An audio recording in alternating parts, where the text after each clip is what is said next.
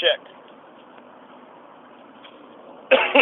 Okay, so the question is what exactly is Eevee? Because I can come up with all sorts of, it's like I know deep down what it is, and I can come up with all the things that it could change and could make better, but I have a really hard time explaining exactly what it is, so I'm going to try to do that.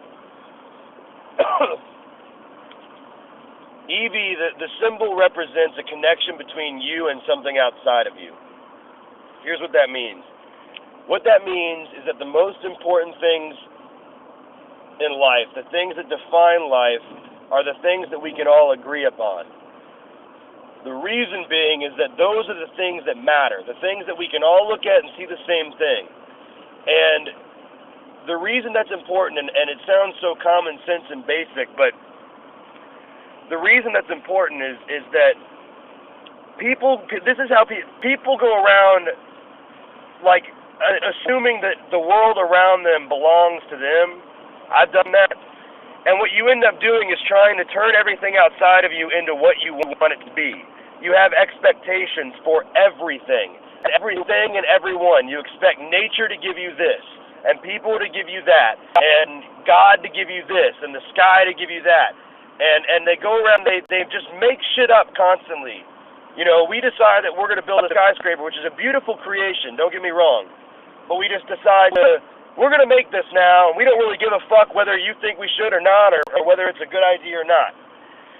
What Eevee says is that you can't do that. You have to respond to the world the way that it is. Everything dies, so you have to accept death as part of life, and you can't go around just expecting everything to do what you want it to. Like, we literally have some sort of weird expectation to not die. Like that's why we're afraid of death, because we, for some reason, expect that we shouldn't have to die. But there's no reason to do that. Everything dies. We can all agree that everything dies. So why do we run from it? Why do we even assume that it's bad, or that it's sad, or that it's negative at all? Like, how do we know that we're doing something bad to somebody when we murder them? What's the thought process there? Like, oh, you're afraid of death, so I'm going to make you die, even though you were going to die anyway. Like, where does that come from? I don't understand. Why do we assume that it's bad? It's perfectly natural. The only things in life I've noticed that are bad are things that are unnatural, most of which we get up.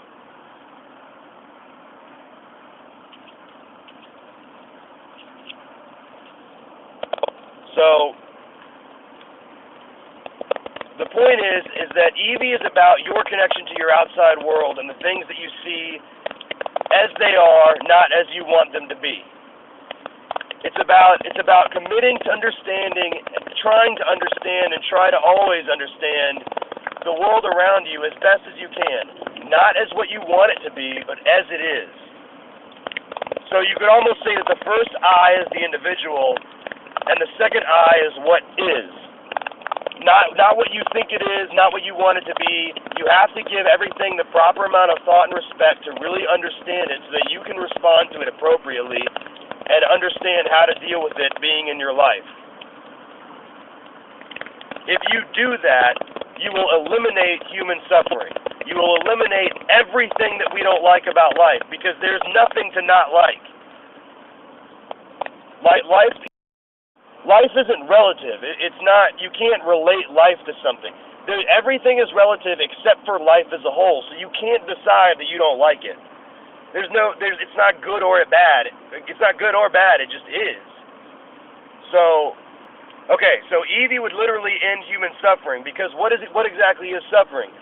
Suffering is you not liking your situation. Whether it's somebody died in your family, or you're in physical pain, or your spouse is getting a divorce with you or some shit. By the way, physical pain, that's a really interesting thing. We talk about pain like it's so bad. Every major philosophy deals with pain. Pain is how your brain tells you to get out of what you're doing. Otherwise, like, it's just a chemical response. Like, why is it so bad? Why do we talk about emotional pain? And, I'm so depressed, I'm going to kill myself over pain. Pain is literally there to warn you to change something in your life, not end it. If you burn your hand on a pot and it hurts, that's your body telling you to get your hand away from the pot. It's not telling you to kill yourself. That would cause more pain. So we make pain into this emotional thing, and we all self-righteous and arrogant about it, like it's some sort of spiritual thing, that means all of this shit, when in reality it's just a fucking chemical reaction. It needs to be embraced as that. Pain is a fucking good thing. We have it for a reason. Pain tells you, don't do this anymore.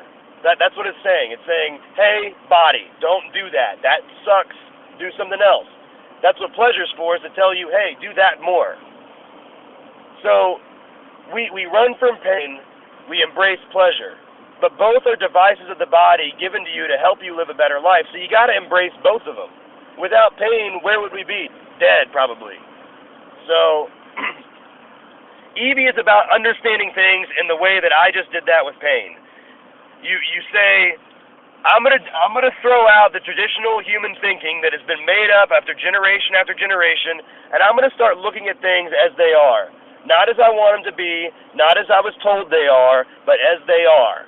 And what happens when you start doing that with other people, when you start looking at somebody as they are instead of who you want them to be or what you expect them to be, that's where it starts to get really interesting. That's what Evie is really about. That's how it makes life better. Because everybody, if we all based our lives on the things that we agree upon, that'd be great. Because then we could do this. But the cool thing about people is that we have all these differences that we disagree upon. And it really just matters of personal preference. They're not that important, or they're like factually, or they don't need to be written in textbooks, or they don't need to be part of the philosophy, but they're what makes us interesting, and they're what separates us from one another. And every single person can learn something from the person next to them, specifically based on the things that they disagree about. We spend all our time trying to get people to agree with us, but what we're really trying to do is get you to see our point of view about something you disagree with us on. It's not about agreeing. So we have all these interesting things we can learn from one another with our disagreements, and that's where Evie gets really interesting, because we humans have this gift and curse of not having instinct, partially at least, is our ability to conceptualize, which ultimately gives us our ability to create things, which no other creature really has. They can't create things the way that we do. So creating, I'm using kind of a broad sense too. I'm not just saying objects or art or anything like that. I'm saying create, like an idea, a thought, whatever. People are constantly making things. Every person every day is making tons of things, especially ideas. And what Evie is about is that those ideas are all of our little different perspectives on the same big earth and the same big universe. And when we share those, we learn from each other. The reason we learn from each other is because what we're sharing is the things that we find pleasure in and the things that we find pain in. We find our ways to express that, and each of those things are different because we all have different preferences, and preferences are where you get pleasure and pain. So the things that we can share with one another and the things that make us different are all matters of pleasure and pain, and they're all unique, and that's what makes us different. So Evie is about you coming to me and telling me what gives you pleasure, and me trying to see that from your perspective. If I succeed, what does that do? That gives me pleasure in a whole new way. Evie's also about you coming to me in pain and expressing your pain from your point of view, and me trying to understand that. And if I can understand your perspective on pain, then I've experienced pain in a whole new way, and I'll know a new, more accurate way to describe what I do and don't like.